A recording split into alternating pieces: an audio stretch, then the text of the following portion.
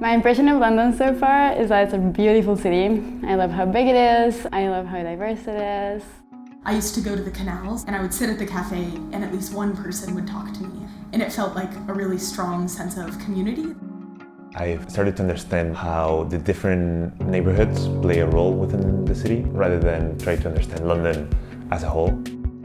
The first time I arrived, everyone's kind of accepting and it gives me a very vibrant vibe and everyone's kind of rushing to do things. In terms of professional development, I feel like that's very helpful for me as I kind of want to be productive as well. My friends, the people that I live with, I really love them. They inspire me a lot. I think whenever I'm like feeling down or feeling like I can't do this, every day they're like, Laura, you're gonna be the president of Colombia. And they like say it with such confidence that it just makes me believe that I can do anything. The really rewarding part is when you get to be close with someone that you initially didn't think you would be able to have that kind of relationship with because of cultural differences. I found music to be one of the most powerful tools. Through the years, I think we've seen a lot of examples of music being able to connect people from very different cultures.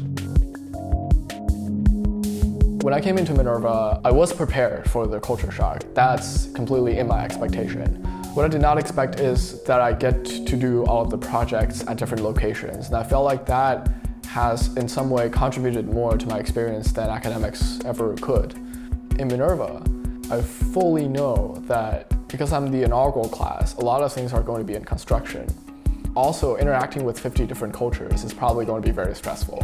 I was prepared to embarrass myself to the maximum because embarrassment means social mistakes, and it is by mistakes that you learn.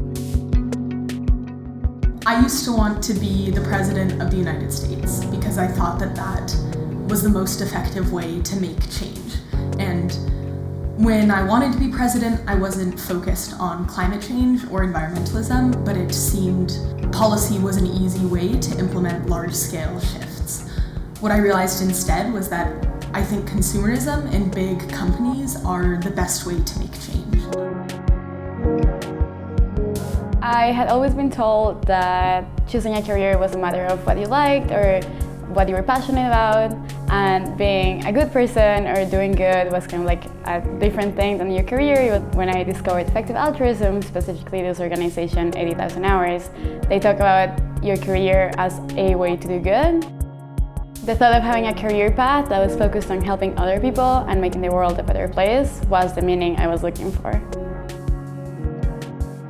You hear the word financial exclusion so often, but no one really knows what it means because right now there's a strong focus on cutting down on costs so that more people can access the service, but that's not how it's working on the ground. So I'm trying to facilitate a program for corporates to engage with small businesses through this thing that I'm calling support loans. And these are a combination of a low interest or no interest short-term loan, but also commitment to do pro bono work for the small business. When it comes to financial exclusion, I want to take the local lessons that I've learned by talking to people and organizations to a national level and even a global level, as I think a lot of these lessons are very applicable.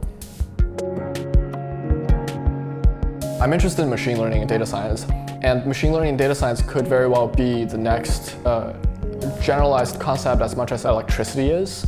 People are also worried that artificial intelligence will displace a lot of jobs, which is a well-founded concern. I think the major problem to solve is to emphasize the productivity and efficiency of re-education, which people are not doing right now.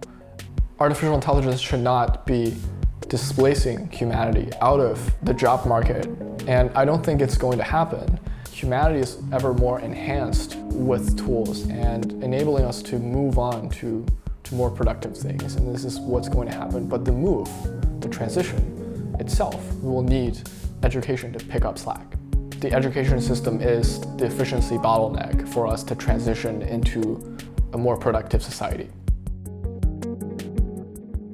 At the moment, I'm working on starting a company called Black to Gray with Halotex. I got involved with Halotex through Minerva. They're based in Barcelona. We run these campaigns where we collect all sorts of garments.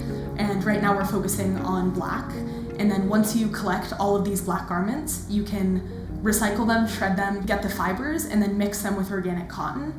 And when you don't dye that, because you have the black from the old clothing, you're reducing the amount of water that you're using, the waste that dyes create, the harmful chemicals that are released in the water. And instead you have a garment that used to be black and is a very high quality, very sustainable gray garment. What I want to do for the next 12 years is focus every day on how I can do my part in mitigating climate change.